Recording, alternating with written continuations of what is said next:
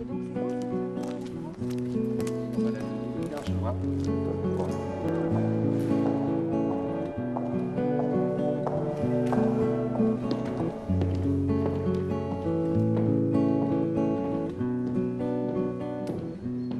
Nous sommes au Centre mondial de la paix de Verdun, un centre qui propose des conférences et des expositions sur le thème de la paix, des libertés et des droits de l'homme.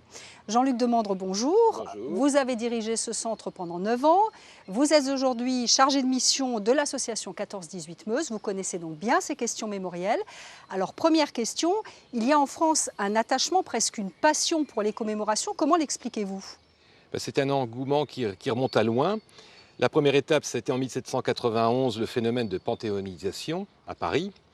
Et puis, plus proche de nous, le choix du soldat inconnu dans la citadelle souterraine de Verdun, le nombre record mondial de monuments aux morts dans ce pays, la France, et l'instauration d'une délégation aux célébrations nationales en 1974, qui existe toujours sous un autre nom, puis dans les années 90, le devoir de mémoire. Et ça correspond à des attentes très fortes du public. Pour preuve, les cérémonies multiples du bicentenaire de la Révolution française ou pour cette année, l'engouement, et depuis d'ailleurs 2014, pour la Grande Guerre, le centenaire de la Grande Guerre. Alors, il y a des commémorations longues comme 14-18. Est-ce qu'il n'y a pas trop de commémorations ? Oui, on peut dire qu'il y a eu une inflation très très forte.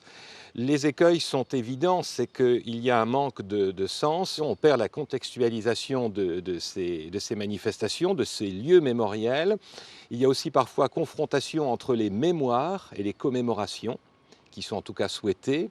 Et puis ça peut amener le public à regarder toujours dans le rétroviseur de l'histoire, dans le passé. Or, les historiens pensent, et ils ont raison de dire, que regarder le passé, ces lieux de mémoire, ces grands événements, c'est aussi pour comprendre aujourd'hui, et non pas imaginer, mais regarder un peu demain. Les commémorations ont beaucoup changé à travers le temps également. On l'a vu ici à Verdun, on est passé de l'hommage aux victimes à la réconciliation franco-allemande. Au lendemain de la guerre, ici, c'est l'hommage, comme d'ailleurs sur tout le front occidental et au-delà, aux tués, les pèlerinages. Puis on passe par le mythe de la Der des Der, plus jamais ça. En 1936, 20e anniversaire de la bataille de Verdun, 20 000 anciens combattants, dont 650 Allemands, viennent prêter un serment de paix ici. Puis ensuite la réconciliation, qui passe aussi par Verdun en 1956, une cérémonie officielle à l'Hôtel de Ville, et la célèbre poignée de main de septembre 1984 entre le président Mitterrand et le chancelier Kohl. La suite, c'est la création de ce Centre mondial de la paix, des libertés et des droits de l'homme, pour témoigner de ce qui s'est passé là, mais aussi pour dire que ce n'est pas uniquement en représentant la guerre qu'on évite de nouveaux conflits, mais que la paix est un phénomène qui doit se construire en permanence et qui ne passe pas uniquement par le souvenir. Pourtant, histoire et mémoire ne font pas toujours bon ménage. La mémoire, c'est un phénomène collectif, en général affectif. La mémoire, elle sélectionne, elle sacralise.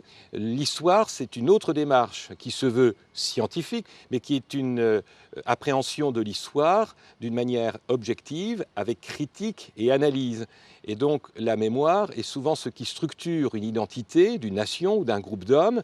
Et parfois, ces mémoires peuvent se confronter, entrer en choc, que ce soit sur la guerre d'Algérie ou d'autres conflits ou d'autres souvenirs. Alors, on a beaucoup parlé des guerres, mais il y a également les événements tragiques récents que sont les attentats. À partir de quand est-ce qu'un phénomène de mémorialisation se met en place ?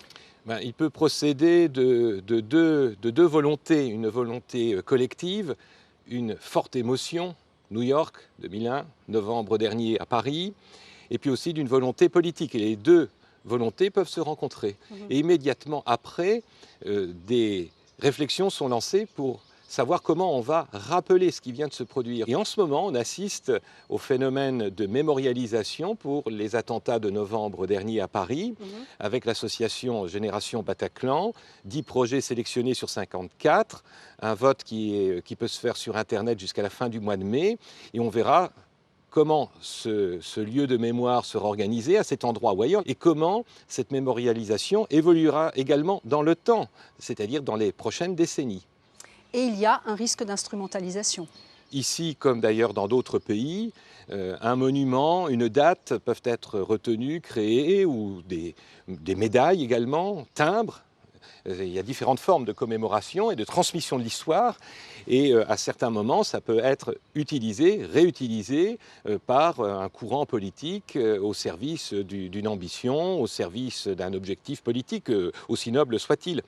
Alors, il y a ici à Verdun beaucoup de commémorations, beaucoup d'événements.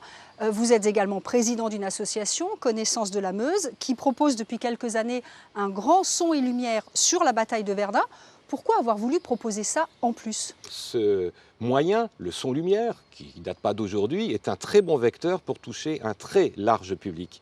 Et depuis que ce spectacle existe, on voit des personnes venir de toute la France et même de l'étranger pour redécouvrir ou découvrir cette page tragique de l'histoire avec des regards croisés du côté des combattants français et allemands, mais aussi du côté des civils français et allemands. C'est une originalité.